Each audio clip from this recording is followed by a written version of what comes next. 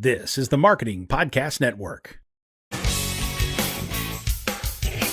Stories influence, teach, and inspire us. But what about the storytellers who create them? Uncorking a Story profiles storytellers to uncover how their background and life experiences influence the stories they create. We learn what motivates them, their path to success, and what fuels them to keep creating. It all starts by asking one simple question: where does your story begin? Welcome to Uncorking a Story. Now here's your host, Mike Carlin. Well, hello and welcome to Uncorking a Story. I'm your host, Mike Carlin, and today I'm excited to introduce you to Stephanie Cowell. Stephanie has been an opera singer, balladeer, and founder of Strawberry Opera and other arts venues, including a Renaissance Festival and an outdoor art series in New York City. She's the author of Nicholas Cooke, The Physician of London, The Players, a novel of Young Shakespeare, Marrying Mozart, and Claude Camille, a novel of Monet. Her work has been translated into 9 languages and adopted into an opera. Stephanie is also the recipient of an American Book Award. She joins me today on Uncorking a Story to talk about her career and latest book, The Boy in the Rain. Welcome to Uncorking a Story, Stephanie. Thank you so much. I'm so happy to have you here, Stephanie. I love all of your body of work. Very interesting. I'm a big fan of Mozart personally. Never saw him. I never saw him in concert though. But I'm curious, where does your story as an author begin? Oh, well, it begins as most authors. When I was terribly young, I was about 7, I think, and I at that point, my sister hadn't been born. I was alone a great deal of the time after school, and not having any friends, I kind of made them up. I had some really lovely friends, and one or two of them grew up to inhabit my novels, and then I guess when I was great age of 11. I made my official debut as an author by writing a sequel to the play Peter Pan, the musical. And everybody thought it was just incredible that this child wrote this thing, and I got to play Peter, which is really great because I always thought it would be totally wonderful if I could have been born a boy. But it was an amazing experience at the age of 11. Do you still have a copy of that? You know, I'm not sure. I went through my, you know how we all, as we get older, accumulate all these boxes of stuff. And I went into my early writing and I can't remember. I think so, in which case I'd be afraid to read it. To see if it holds up to what you remember. Well, my standards have increased a little bit. And then I became all those things you mentioned, and studied to be an opera singer, sing a lot of Mozart. And it was during the singing of a Mozart opera that the story from my particular new book began to haunt me. So here we are today. Mozart was known for? Was he the first composer to produce or write an opera in German? Do I remember that, or am I making that up? No, I think there were operas in German, but generally not in Vienna, believe it or not. And it was all mostly Italian. Yeah. Italian. Everybody was crazy about Italian. And so his last opera, well, he did a couple of operas in German, actually. Just wonderful. I loved my time writing about Mozart. I fell madly in love with Mozart. With Salzburg, and went to his rooms and cried, and all that. That's on my bucket list of places to visit. I haven't really spent a lot of time in Europe or really outside of the United States unless I was on a business trip, unfortunately. I had my kids when I was very, very young, and going to Vienna is certainly on my bucket list. I want to go there just for the food, but also for the culture. My mother was a classically trained pianist, and she would always be playing classical music in her home. And sometime in my teen years, I mean, I was very into rock and roll and heavy metal music, but I took a class in college called music appreciation, and I just fell in love with Mozart. I loved, his music, and I remember watching the movie Amadeus when I was young, And it was, I was captivated by his life story. He has an amazing life story. And when I was writing my book, a complete box set of everything Mozart ever wrote, including his 5-year-old things, came out. It was about 120 discs or something like that. And I sent for it. It was coming from Germany at the time, and practically took it to bed with me. I loved it so much. I mean, I got it all, and now I'm playing it again. I totally love Mozart. That's wonderful. When my kids were young, we have triplets. When they were Oh, wow. young, yes, we had these DVD series called Baby Mozart. Baby Mozart, of course. And it was like a drug. They would just like be hypnotized by the music and the visuals on the screen, of course. But if we needed a break, we knew to go to Baby Mozart and put them in the DVD player, and the kids would just be like, zonking out in front of the TV. It was great. It's very calming. I mean, it has a calming and healing effect. When I was singing, when we were rehearsing the last opera I did actually in my living room, it had a different effect than my sons, who were then teenagers, and they told me they were going to be permanently deaf by the time they were 21 if I kept that up. I thought it was wonderful, but my tenor subsequently sang leading roles at the Met, and we had big voices, and I thought it was just great, this place. Well, when did writing stories come back into your life? Well, I sort of wrote through my teens, and then when I was in my early 20s, I won the National 17 Prize, which is a kind of a big thing, twice for short stories. And then I became a singer. I thought it was too lonely to just sit there and write. I really wanted real people, not the ones I made up so much. And it was the last opera I was singing. I was actually, as you do in opera, if you're a certain voice type, women sing the part of young boys. And so I was cast as a young boy. And it was during that I began to feel this particular The Boy in the Rain. It's very early versions, which went on through many years of my life in the writing of it. And a year later, I had stopped singing and devoted myself to writing. It was kind of a tremendous call, I guess. Well, you mentioned before when you were talking about, you writing that sequel to Peter Pan, how you felt like you should have been born a boy, right? Like you felt like you wanted, and now you're an opera singer and you're singing the part of young boys. I mean, how did that feel right to you at the time? It was very interesting. I mean, I always thought that when I was young, I thought anyway that boys, if I were a boy, I'd be a bolder sort of person, and make my way in the world less shyly. And that's just all rather silly, but and of course I adored boys, so I both sort of had crushes on them and wanted to be them. I don't know. Fair enough. Fair enough. So I think back on it with some chagrin. So this book of the Boy in the Rain, I mean, it started, it crept into your sort of consciousness a long time ago, like before you wrote some of your other works. Is that right? Absolutely. Believe it or not, this is quite incredible. It was a 39-year journey from the first scratches on paper, which I made on a dare from two friends when I told them I was being haunted.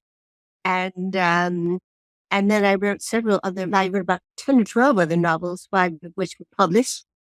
And then I was writing this all the way through it. It never really was the time for it. Didn't quite work out right. But finally, I during COVID, I finished it.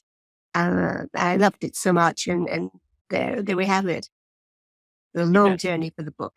So, especially, on this program, like this year and part of last year, I've been talking to, a lot of authors for whom COVID was a blessing in that regard, because it gave them time to sort of get those stories out. Yeah. Maybe, and a lot of them were talking about stories that they had started many, many, many years ago. Really? I didn't know that.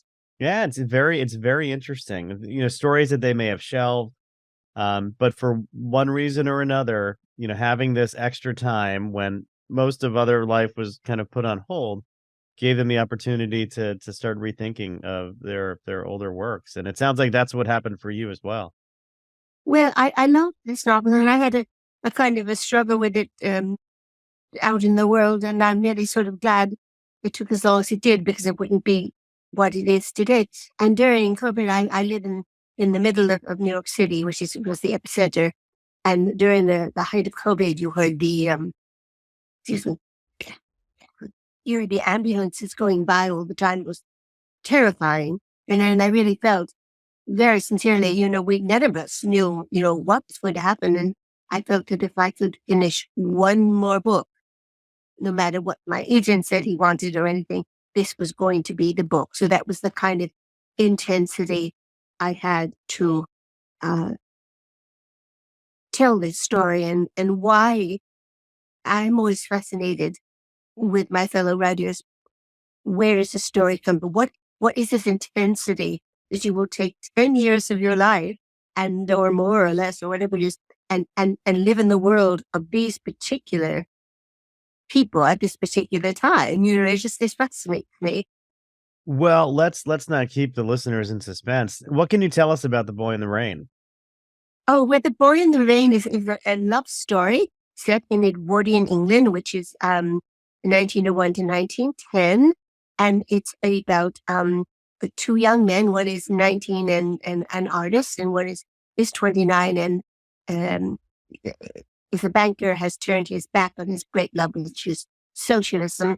And they meet and they fall in love, and they begin a relationship which has a lot of ups and a lot of downs and a lot of passion as they try to navigate the difficulties of a relationship. And at that time, of course, it was much more difficult for them, because the law imprisoned men who were caught in any act of intimacy with another man, and sent them to solitary confinement for 2 years, sent them to hard labor, and many of them came out and died shortly thereafter because of about ruthlessness and of these horrible. And of course, the most famous one was Oscar Wilde, who, when he got out of prison, was released from prison. Of course, his brilliant career, everything was in shambles, and he died, I think, at the age of 47. So it was really quite, so not only do they have the usual problems that couples have, but they have this threat over them always. So I can see why, maybe in 2023, it's a better time to release a book like that than it was 39 years ago. And do you think the culture would have been prepared for a book like this 39 years ago? I really don't know. I know I couldn't write a book like this 39 years ago. It was really very, and I just hope that none of my early drafts exist anywhere, because I must go there at once and throw them in the fire.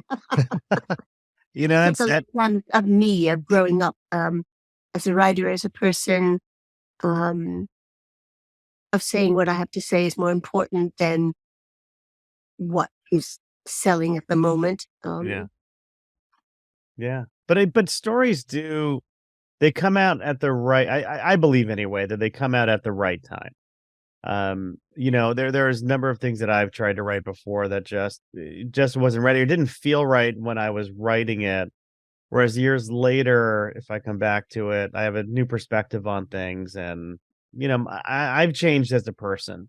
Yeah, And we do. because of that, it's maybe it's I don't know, it just feels different sometimes after you've gone through a little bit more life and had a little bit more experience, and the time might be right later on down the line. Yeah, I think emotionally, also, I mean, I had 9 years ago, I lost my beloved husband, his great love of my life, and he adored this book, and he kept saying, "When are you going to publish this?" And so I think a part of the I want to be with this love. I want to make a relationship in spite of all the difficulties. Came into my book. So many things come into a book. Even if you named 1,000 of them, you still couldn't say why the book turned out that way or that way. It's very complicated. I'm curious because you spent, a life on stage performing, and feedback from a performance is immediate, right? I mean, oh gosh, yes. You're not even waiting till the curtain Yes. drops. I mean, it happens in the moment, and I know In the this. moment, yeah. I perform stand-up comedy, and I know that, Ew. and that's one of the reasons why I love getting up on stage, is because when I've written something, I don't know if people like it until a book comes out, a story comes out, and somebody provides some feedback, and that could be a year after I've written something. You never know. When you're performing, it's immediate. Like if I tell a joke, people either laugh or they don't, and I know whether or not it works or not. I'm curious, what's your take on sort of the delayed reactions you get from writing versus the immediate reactions you get from performing? It was horrible. When I first, stopped singing and threw myself into writing, when I did so much singing. I did opera singing, and I did a lot of ballads. Had a sort of an operatic soprano voice, but like old English ballads with guitar. So I did a lot of solo performances, a lot. And I would know within 2 minutes where the audience was. And it was always a different kind of audience because of different people. It was a different day. It was a different weather. It was, and then I was there all alone with my book, and I said, oh my goodness, uh, where's the response? There's no response, and I think one of the hardest things being a writer, maybe especially a novelist, is the waiting time. You can write a book and then not sell it for a year or 2 years or 3 years, and meanwhile, you're biting your nails all the time. Yeah. Yeah, the waiting is the hardest part sometimes. The waiting is the hardest part. It really is. So tell me, do you still perform now? Do you still get out there and No, flex those golden pipes? Singing the way I sang, which was a fully developed operatic voice, takes a huge amount of muscle coordination, and you have to really do it pretty much every day. You can go 2 weeks, 3 weeks and not do it. It's fine. But I had gone years. And so I sing Schubert over the dishes. And the dishes don't walk away, so I just and they don't spontaneously break either. And I'm older, and I still have a high B, which is quite high, but I don't think I have a C or a D, which is even higher. And I used to have them like boom, and alas.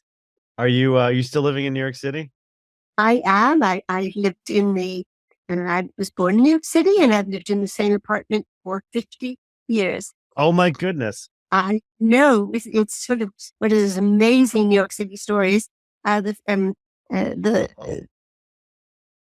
first of this month, two very exciting things happened to me. I celebrated my 50 years in the same apartment, and the audiobook of my novel, which I'm just listening to, with astonished delight, came out. So it's been a big few days. Do you have anybody else in the building who's been there as long as you have? Yes. Yeah, I have a dear friend. I met in the laundry room when we were young mothers. We had cute little 2-year-olds, 3-year-olds, and those kids have grown up to be past 50. Oh my goodness! And it is great fun. We get together at least once a month and have a glass of wine, and we talk about, whatever happened to so and so, and I remember your kid when he was a monster, and just it's really quite wonderful. What part of the city are you in? Upper West Side. Oh, very nice. Yeah, Nice. I got this apartment on a loop.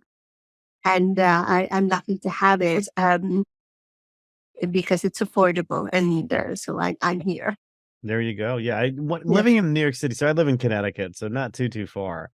But living in the city is one of those things I wish I had done when I was younger. I never did. I commuted into the city for work, but I never lived there. My daughter this summer had an internship, and she's living in the Lower West Side right now, and loving it, loving it. Where exactly? She's In the on, West Village? yeah, Or she's in the what? West. She's in the West Village.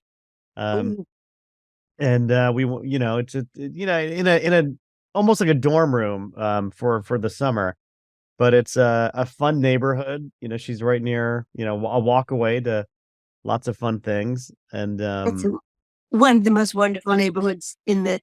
I'm down there a couple of times a week in yeah. the whole city. As a matter of fact, where I was a very young mother, my first son was about 7 months old. We sublet an apartment from a friend for the summer. I was on Jones Street, which is right in the center of Greenwich Village, and it was, hold your hat, $47 a month. No, please don't tell me that. It cost me more to have dinner out in a modest restaurant than we paid for the month. It was quite astonishing. The backs in the kitchen and all that stuff. Yeah, New York. I love New York. There's so many stories in New York. Have you ever I, thought about writing a story set in New York? I thought that I'd never done it. In fact, I have several friends who come into the city and met with me and to do research, and I taken them around, introduced them to people, and they produced these wonderful historical New York novels. And not me. I'm not quite sure why, because it does fascinate me. But maybe it's to come.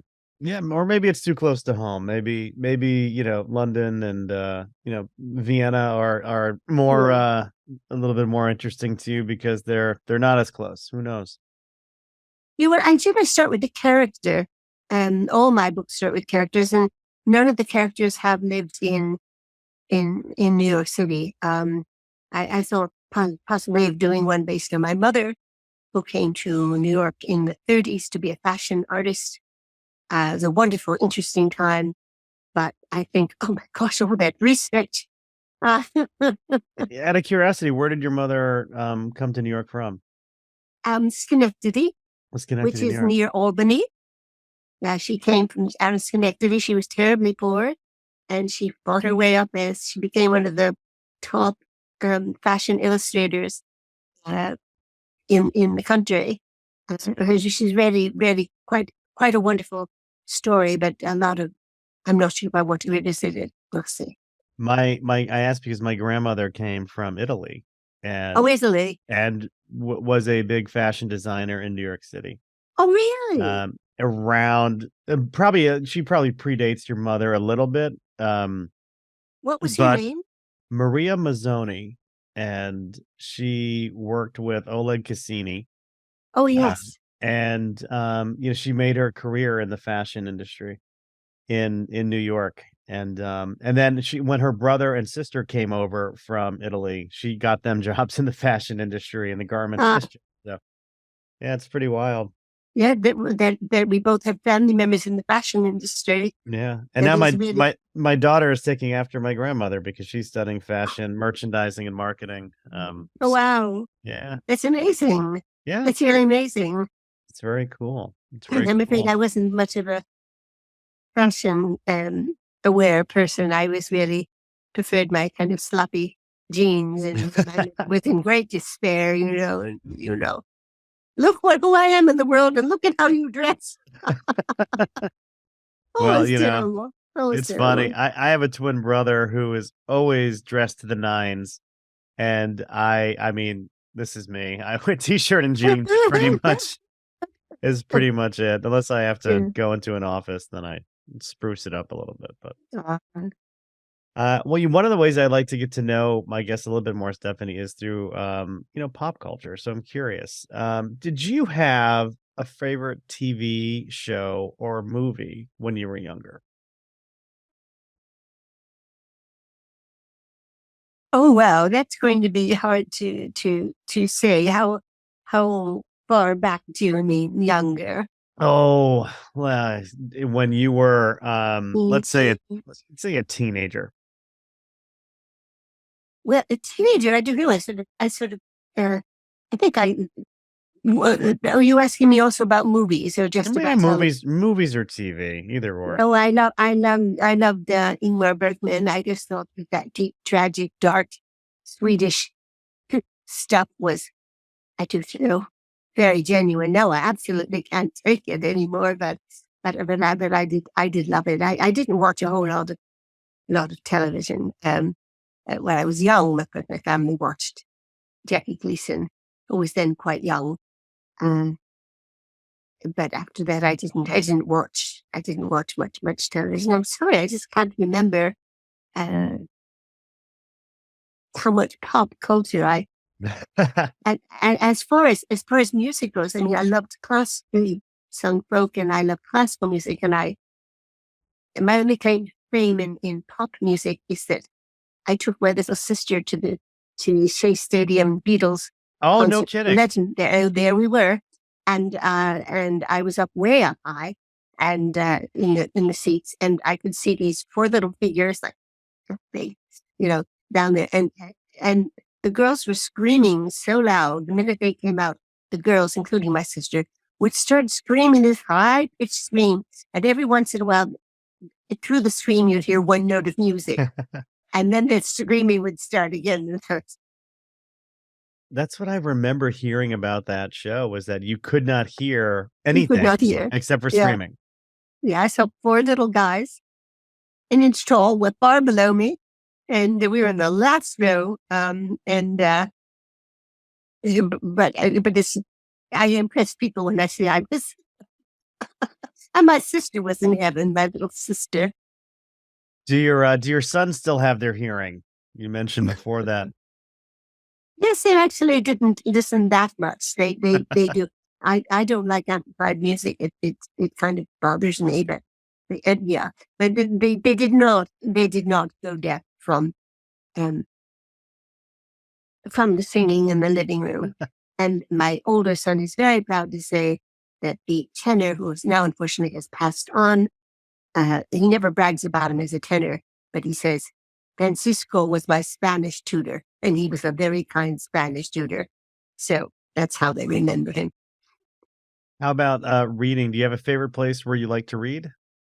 Bed. Do you manage to stay I do. awake? Oh, no, I do. Unfortunately, I tell myself every night, it's 1:00. You've got to get up in the morning. You don't do this. Stop turning pages. But it's just so wonderful. It is a pleasure. It is a pleasure. Yeah, I You're love it. feeding your mind. The day is over. All my obligations are over, and I'm just with the story. So, and last night I was listening. I got halfway through to the audiobook of my own novel, and which is really rather astonishing. The young British actor who has been on Downton Abbey and can do all those different voices and accents, and it's just totally amazing. It's popped up the page, and I'm listening to it rather than having it internalized inside me. So that's what kept me up much too late last night. Who was the actor? Was it the guy who played Thomas, or? No, he played a smaller role, and he's done an awful lot of things. I don't have his resume in front of me. His name is Philip Batley, and he's a respected, not a superstar, but one of those very respected, very handsome young actors who appears in everything. And then also does, as most actors do, he does audiobooks on the side, and which is a good way to fill in, the downtime. And I just couldn't believe it. It was really strange. That's wonderful. It was wonderful. It was, golly, it was just wonderful. I have to write him. Yeah, well, speaking of writing, do you have a favorite place where you would like to write? Oh, I only write in one place. I have a little cubby. When you come into my apartment in the hallway, there's a little vestibule, And my husband built shelves and a desk in there. It was, I don't know what it was for originally. It's tiny. And I have my computer there, and I have my shelves, and the walls are full of uh, cherished letters from editors and photographs of family, and it's all very ticket stubs to plays I've adored. It's very homey. And I just love it. Very nice. And last up is sometimes the more challenging question, which is I like to call it Dear Younger Me. So if you could write your younger self a letter, what would you tell your younger self, Stephanie? How would you either reassure or what would you like to whisper into your younger self's ear? That life isn't, you don't have to plan life, like filling in the boxes and then you check off each box and then you've succeeded. It changes all the time, and it's not necessarily under your control, but you will change and become hopefully a much more interesting and loving and compassionate person because of this. You think you can arrange things, everything. So, I'm going to do this when I'm 20, I'm going to do this when I'm 30, I'm going to get married, I'm going to have 6.4 children or whatever. God forbid. My two were like 6. I mean, no, that's what I would say. It's really going to all be all right. You don't have to figure it all out right now. No, that's what I would say. Yeah, I think we're always in such a rush to have all the answers when we have all the questions, and we realize that sometimes, you can live life and answer those questions over time versus trying to have an answer and a plan right away. Right. And sticking to that absolute plan. I think it's important in life to recognize when your plans change and to figure out if that's all right with you or not all right with you. Yeah. So, I mean, I changed in midlife. I thought I was going to continue as a singer till I was 60, and then perhaps go back to writing, but I went back about 40. So that was a big change. I didn't expect it. I didn't expect 2 characters to overturn my plans, my life. Well, I mean, it's an important point because we have to be opening to pivoting when circumstances change or when inspiration strikes. And I think there's, when you're writing, oftentimes the way I write anyway is I have a sense of an outline where a story's going to go. I know where the beats are, but I'm always open to changing that because as you're writing, things change. You're learning more about your characters. You get inspiration for the story to go into a different direction than what you were originally thinking. And that's okay. That's okay. So we have to be opening to pivoting when we feel that's the right thing to do. I think it's, for me in writing, is constant pivoting. It's never, I mean, I start out with a character in a place, and then after that, it just goes off its own way, and it might end up being a very, very different story. The Mozart novel I wrote was when I first started to sketch. It was extremely sad about his poverty, and he couldn't make a living, and they didn't have money for his family, and then something quite wonderful happened in my life, and I suddenly wanted to make a happy story, so I made it the way it is now, which is a very, very happy story. It's like a Mozart opera, and that's how it turned out. And I'm terribly glad, because the other one was, I think it would have been kind of boring. Well, very good, Stephanie. This has been a very enjoyable conversation. If some of my listeners want to learn more about you, are you active on social media, or do you have a website we can point people to? I do. I have a website, and I'm a very big Facebook person. So that's Stephanie Cowell. I guess it's Stephanie.Cowell.14. I just filled out your form this morning. I didn't notice you had one. Sorry. It's all good. It's all good. I'll be sure to put that in our show notes so people don't have to write that down. And my website is just my name, stephaniecowell.com. One word. No. Thank you so much. Thank you. And I assume the A Boy in the Boy in the Rain is available wherever books are sold. It is available pretty much where all books are sold, and of course online, and in all kinds of places.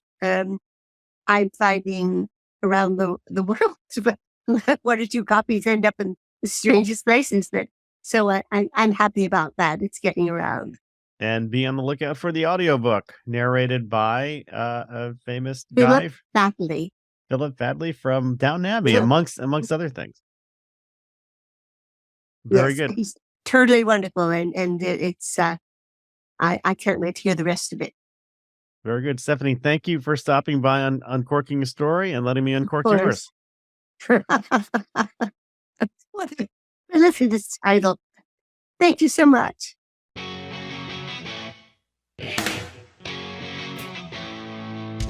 Thanks for listening to Uncorking a Story. If you'd like more information about today's guest or to find out more about Mike, go to uncorkingastory.com. If you enjoyed the show, please subscribe, rate, and review us at Apple Podcasts, Spotify, or wherever you get your podcasts. Tune in every week to hear Mike Carlin uncork a new story.